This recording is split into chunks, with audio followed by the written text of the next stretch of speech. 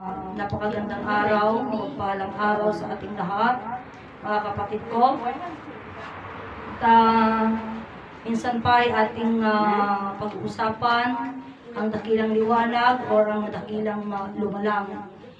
Kanina, or actually it's not kanina, bangkin mo na ko. Kanina, actually kagabi, kapatid ko is mayroon akong napanood sa Facebook na ang sabi niya, mga kapatid ko, actually naririnig ko na ito. Noon pa na naririnig ko ito. Pero iba naman yung sabi ngayon. Na ang sabi niya, marami daw ang gumagamit ng salitang Alpha Omega, which is na tama naman, di ba? Kasi ako din naman sinasabi ko na noon yun na marami ang gumagamit ng salitang Alpha Omega.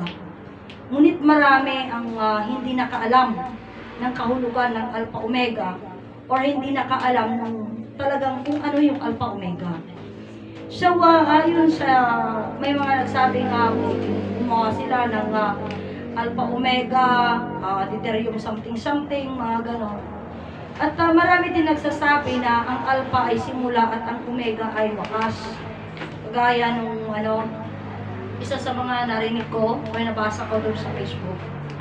Pero ang katuruan pong ito, or ako nga, kaya nga sabi ko sa inyo, tinitignan ko rin actually ang mga bagay na yon.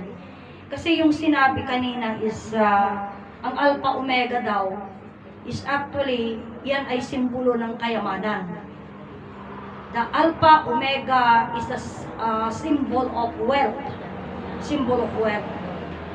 Ngunit, doon sa symbol of wealth, mga kapatid ko, kasi ang Alpha is actually si Adan. So, ibig sabihin, kung ang Alpha at Omega ay simbolo ng kayamanan, yun mo iba naman ito, no? Hindi ito sumisimbolo sa Diyos, kundi ang usapan dito, sumisimbolo naman siya sa kayamanan. Ngunit ang Alpha at Omega ay kanya ay magbuhat pa kay Adan. Talagang magbuhat na naman kay Adan. So mula pa kay Adan, ang Alpha Omega, yan na yung symbol of wealth. Simbolo ng kayamanan. Bakit? Siyempre nga naman, ang Alpha kasi ang siyang simula. Sa katuruan ito, ang Omega po ay walang hanggan. Kaya nga ang question kahapon, doon sa salita ni Sister Jezabel, na sabi niya, ang Alpha is actually kanya, hindi Alpha, ang sabi niya, bakit buhay na walang hanggan ang usapan ni Amang Adan at ng dakilang lumalang? Bakit buhay na walang hanggan ang plano ng Diyos sa atin? Bakit buhay na walang hanggan ang gusto ng Diyos mapasa atin? Ang reason kasi, mga kapatid ko, ang Diyos ay walang hanggan. Kaya kung isipin po natin, walang hanggan ang Diyos. And then, kung ang buhay is walang hanggan, hindi nga Diyos yun. Mga kapatid ko. Or kung ang gusto ng Diyos ay hindi walang hanggan, kundi mabubuhay or something like na bagay na mangyayari, mga kapatid ko, yan ay hindi tama, hindi naaayon. Mga kapatid ko, hindi naaayon yun. So, kaya nga ang nais ng Diyos is walang hanggan is because ang Diyos mismo is walang hanggan. No? Ganun po ang reason yung ganun po yung dahilan nun. So kung babalik tayo sa usapang Alpha at Omega, mga kapatid ko, ngayon ko lang kasi narinig na ang Alpha at Omega is actually symbol of wealth. Simbolo ng kayamanan. So, at ang Alpha at Omega ay siya rin si Adan. So, kaya masabi ko, ito na yung mga patunay, mga kapatid ko, na kung tutusin naman, tama naman that Alpha Omega is actually symbol of wealth o simbolo ng kayamanan dahil, mga kapatid ko, hindi nga ba ang kayamanan, ito ay ang buhay, ang liwanag, buhay at pag-ibig. Yan po ay kayamanan. And another one, ang Diyos, mga kapatid ko, ay walang hanggan. Kung tayo may kayamanan tayo, di mas lalong ang Diyos ay may kayamanan at lalong ang Diyos ay siya yung, kaya masabi ng Inay Conchita noon, si Ama Martiniano ang pinakamayaman sa buong mundo. Bakit si Ama Martiniano ang pinakamayaman sa buong mundo? Sapagkat siya ang buhay. Because while you're alive, lahat ng bagay mga kapatid ko, ay po pwede mong matamasa lahat. So, kabutihan or kasamaan, as long as you are buhay, matatamasa mo ito.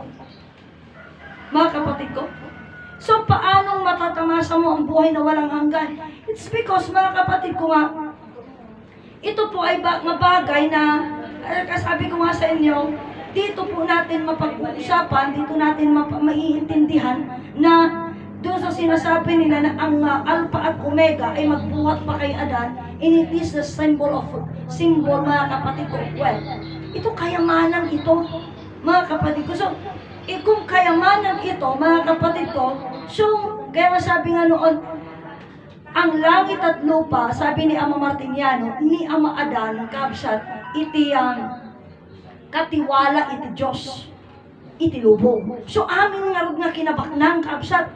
Kaya nga sabi ko nga sa inyo, ato ti istorya iti may sa kabsat ni brother Lajo Pakirig. Iti panagbanyaga da pinagpalpasyar da ka lang. Iti una nga nakita da. Nagnaan da babasig nga bato. Nagdalanan da ti babasig nga bato. Ket ti kunada ama niya dagita. Kuna ni ama balitok. Bato jay. Di ko ang first stage sumuli da, dumadadak kira bato, ama niya mga kita. Balitok. Iji ka nga tuwalan, nagdadak lang na tipak ti bato. Pila na yung mga yun. Ama niya na kita, balitok. Bato lagi dyan. Ngumapay mga mga tamaganda niya na kita, makikita ta mga bato kaya. Diba? Makikita ta mga bato, apay nga, ama, apay niya. Ama, anya da kita, kuna daw mga men, o di baga na balitok. Pero sa totoo lang mga kapatid ko, kaya nga mayroon ding salita si Ama Martiniano nga kunana, perlas diamante bulawan.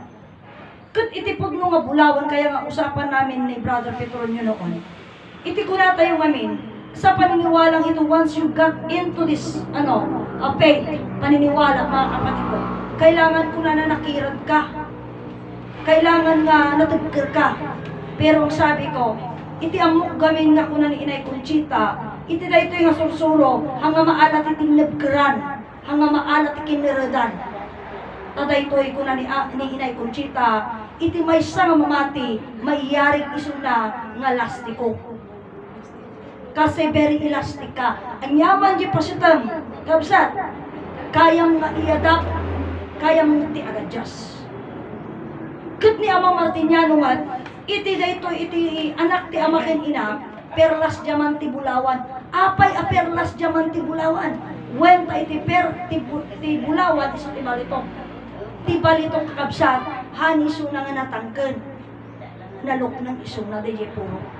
So, pero di pagkapuro ti balitok kakabsat, kaya na nga iadap ti bagina, aramidam iso nga singsing pwede lang, aramidam iso nga kwentas pwede lang, aramidam iso nga bracelet pwede lang, mabalin na nga porselas, mabalin nga dekorasyon, mabalin na. So, ang ginto, kaya niyang i-adapt yung sarili niya in any way, in anything na po pwede siya, mga kapatid ko. So, ganun tayo, hindahang nga, tagamin di dyan yung kirad mo, kabsat, itakdar mo nga kunam, kita mo magdenggan. No niya ti makunamot ti sabali nga tao, hindi tama. Kailangan awaton mutlaen, kailangan mutlaen nga pagpasitan. Kabsat, ipasit mo no anya. Kaya rin, kasi di ko nagnaraw din, iti sursuro, no chat-chat itugtog ta, chat-chat isalaang ang mga ibaga nga, haan masapul rak, haan. No niya tinasangputam, urayon nga agpuligos si saritaan, tatno kasta, mai-adjust mo. Hamo nga bigla ang titako. Tapos siyempre, kung babibigla, ayaw nila. Kagaya ngayon, sige ko na karuden, kadagito'y ang dami, sa bagay, totoo naman yung sabi ni Brother Petronio, dagitagamin nga sarita da kunana, handamutla ang maawatan. Kaya rin, gusto ko na kada kayo, kung ano dyan ang nagag, iti Alpha ken Omega kunana, iso day takit simbolo ti kinabaknang. Simbolo ti kinabaknang. Ngam iti Alpha at Omega, so kunana magbuhat pa kay Adan, Alpha Omega na yan. Andyan na si Adan. So kaya't naman nga sa magbuhat kay Adan, yung Alpha Omega, yung Alpha Omega is symbol of wealth, simbolo ti kinabaknang. So what can we do? What can we say? Absat. Isu dito yung arudan nga, nalawag na ruta, isu di ko nanamot ni ama, nga isu dito yung saritan kakabsat nga, isu ni ama adam, ti katiwala. Ito yung mga ni ama ni Inay Conchita niya, ti ko nanamot, iti pasat iti mensahe. Dito yung kunana, kit isu dito iti, isu dito yung kakabsat, iti hardinero, karpintero, verdadero, heredero. Kakabsat. Daytoy kakabsat nga upat may sada. Sino daytoy nga karpintero? Isu datoy kuna namot lang ni ama ti karpintero. Isu daytoy bagpaganan engineer. Kakabsat. Taday anya ka ti karpintero gramit ti balayang kade. Oh. Dadyo mo hardinero. Agaywan. Iti minuyungan. Agaywan ti mula. Anya ti mula. Asino ti mula? Datayo. Tadatayo ti nursery. Tinagmula, wano ti akin mula kada tayo. Isu ini ama adan. Isu nga isu na kat may samlang nga hardinero. Ngam datoy nga hardinero, verdadero. Anya mo di verdadero. Nandun yung word. Verb.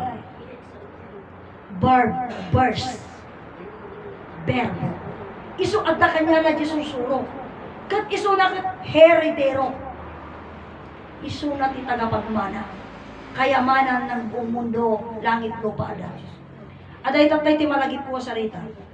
Impirmana iti balitok ti panagsublina. Tamo. Kapsat.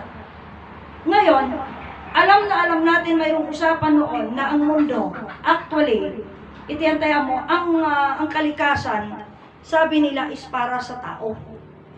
Hindi para sa mundo. Tao ito para ito sa tao. Kanya. So kung iisipin natin, ngamin, adati sa rito datay damdamagan na DJ ka anak at kami nga kunana, nagkapong kanu ti balitok garod. Iti balitok gamin, kakabsat, isuday tayo iti, kanya tayo at tulang tayo, di ba? Iti balitok, tulang tinaga. Tulang tinaga rita. Isuday tayo ibagbagada nga gold, metal plate. Isudata iti check iti volcanologist kan seismologist aji ngay no agkuti kano di metal plate isu dia tagang ganun adali kang ganun tata iti metal plate ti daga isu nga amuda na detect dam amin no ayan iti sangay na di metal plate balitok dayta ket dayta nga balitok minas dan. Kapsat, isu nga, iti pa naggangganad na, kaya rin di bagyo di kadkunada, nagadunga minero di bagyo, apay pag-alam da kumati balitok di bagyo. Kapsat, anya ti minminasan da ki di mo dagatag minminas, nagdigabi ni di balitok, awan, dajay tulang ti daga dijay. Tulang ti daga dijay balitok. Tatamin minasan dan, isu nga ti kaadol, ti binubutas da, nga inikika da, nya pwede na pasama kayo din nagganganad di bimag sa kami. Kasi awanan ti manggam awanan, uray mo da tayo iti kaawan ti tulang tayo, na tayo tumakder, na tayo makatakder. Kapsat, tamin iso dito di kirad mo ti bagi tayo. So anyway, dahi tama nga daga, agbak na iti pasat. Tata, ato'y salita ni Amakan ka ngayon kayo magbaga, impirma na iti balitok ti pinagsublina. So, AJJ, lightning. Tatta, kuna na ngamin tatay kanyak tajay ka na ka, impirma na ti balitok. Kinapanan na nga idi natin nagdijay garot, ang narod matin nagdijay, kuna na, AJJ kidlat. No natin nagdijay kumati pidutan tayo ta balitok. Hambot nga matinag ti amok tajay ko namat. Kawan ang nag-lightning, mapukaw ajay, papanangay ko na, pukaw lang, hana tabalitok ajay nga nagkasjay. Supposed to be, kung na, ajay nga balitok kasjay. Hanga mapukaw matinag ko na. Di no matinag di jay mapidot balitok. So, kanya, actually, ang kumit nga, dati ang kupay mo nga, kadadya ko pa ilang mga nakadadya nga istorya, kan question. Nung ibagbagama nga may nga putno, nga kuray mo ni ama ko na impirma na ti balitok. Aji, like ni nga jay. Kati amok mo dadi ko puor. Apoy mo ti amok mo jay. Tata, DJ nga puor, actually DJ, iti kinapugmuna kakabsat kit po dadagaming sarita ni Ama nga, ang amin nga naaramid ito'y lubong is actually kinapikat lang nila sa tao. Tinulad na. So, sarita ni Ama diyan. Tata ko naman, kunak ni Ama iti, paano nilang iginaya sa tao? Kaya nga sudya ko nana, ang sasakyan, kanya, gumawa sila ng sasakyan, yan ay ginaya nila sa katawan ng tao. Paano? Kaya nga sinabi niya sa akin na, ang sasakyan, ang utak niya, yun yung driver. Yung katawan ng sasakyan, iso di kunanan nga, iso di kahana, ulit tao, adamot kahana. Tata ko na, adamot wirings na. Iso na di kulturat. Adamot langis na, di bagi, uray mo lang day lugan. Iso na di mo tanda di darana.